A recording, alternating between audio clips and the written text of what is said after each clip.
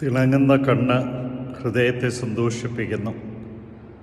സദ്വാർത്ത ശരീരത്തെ ഉത്തേജിപ്പിക്കുന്നു.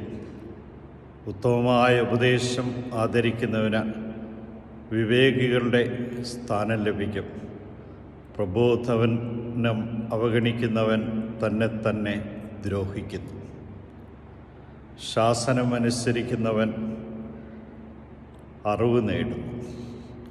സുഭാഷിതങ്ങളുടെ പുസ്തകത്തിൽ 15-ാം അധ്യായം 30 മുതൽ 32 വരെയുള്ള വാക്യങ്ങളിൽ നമ്മെ ഓർമ്മിപ്പിക്കുന്നതാണ്.